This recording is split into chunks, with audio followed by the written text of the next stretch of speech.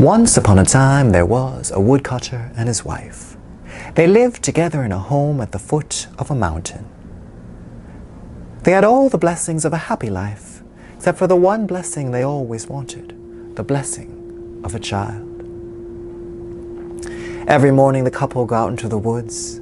The husband would chop wood, the wife would collect the kindling. They worked hard each day to collect enough wood for themselves and to pay the landlord. The landlord was a bitter old man, a miserly curmudgeon, who was always raising the rent. You should collect more wood. But still, the couple lived happily, growing old together.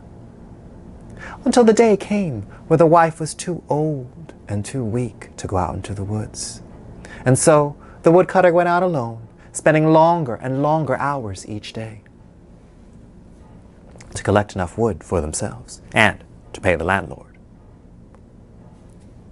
But one day, he heard the sad song of a bluebird.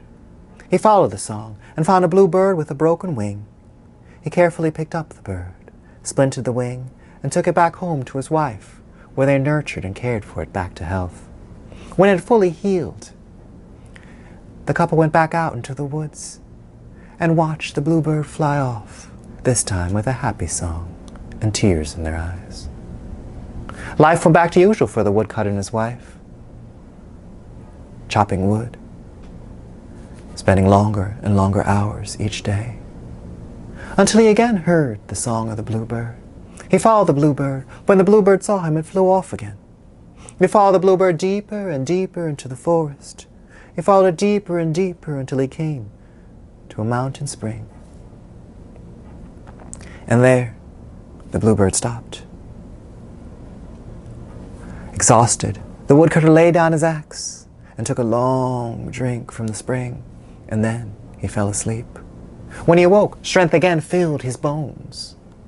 He picked up his axe, and with a spring in his step, he went back down the mountain, back home. When he opened the door, his wife screamed, "Ah, get out of here! Get out of here!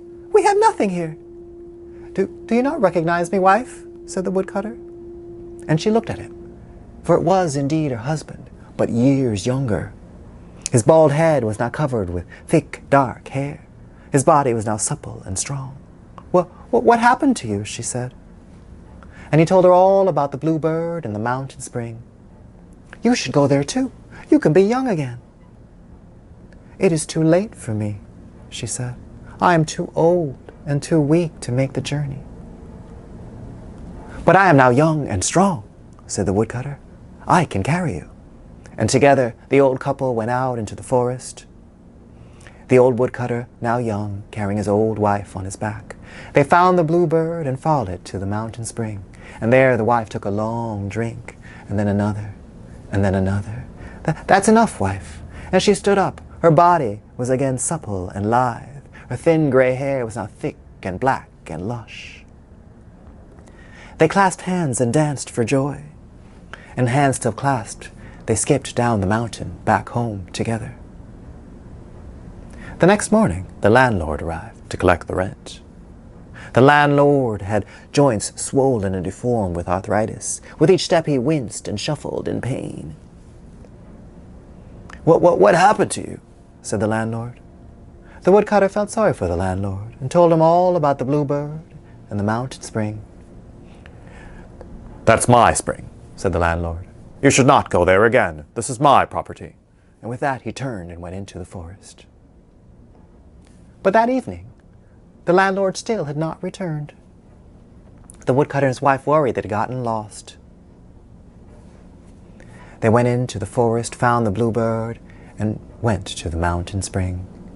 And there, by the spring, they found a pile of old clothes. And in the clothes they found a newborn baby.